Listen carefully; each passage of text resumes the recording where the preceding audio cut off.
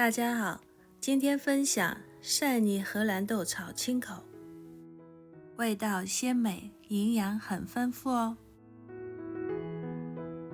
买了1公斤新鲜的蓝贝青口，洗干净后开始预煮，放几根韭菜，也可以用葱替代，再来几根香菜，生姜粉约为3克，去腥。再加白胡椒粉约3克，煮沸2分钟后，就可以分离出青口肉，去除青口肉里不能食用的部分，再清洗一下，尽量把脏物清洗掉。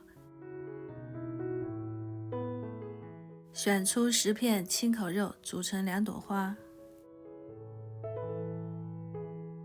其他部分用于另外一道菜的制作，将会在以后视频中分享。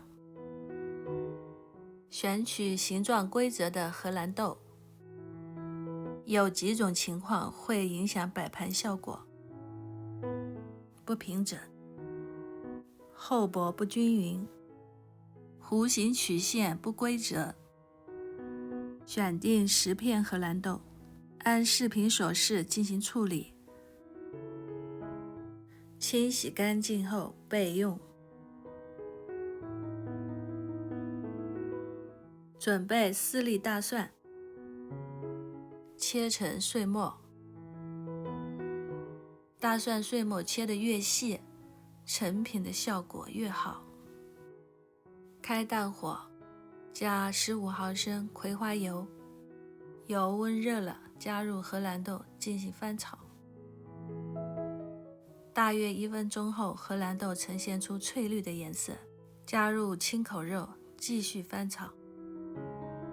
翻炒时间约为30秒。加水80毫升，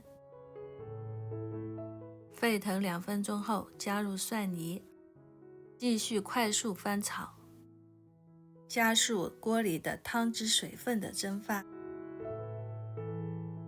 像这个样子就可以调味了。加食盐约3克，约10克蚝油提鲜。再翻炒一下，收汁就可以起锅了。现在开始摆盘，如视频所示，把荷兰豆从大到小进行排列，把青口肉煮成花朵。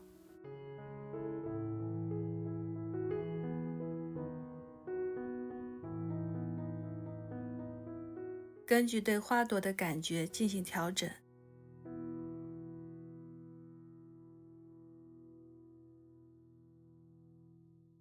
最后把大蒜泥填在荷兰豆的缝隙里，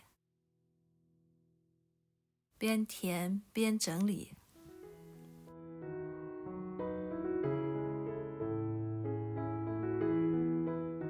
取黄豆酱做枝条。为了避免取到大颗黄豆，我用针筒吸取黄豆酱汁。现在开始画枝条，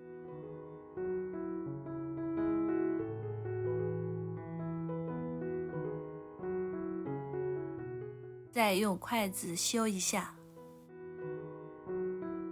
这是我第2次做这道菜，我感觉画这个枝条是最考验耐心的时候。成品完成啦！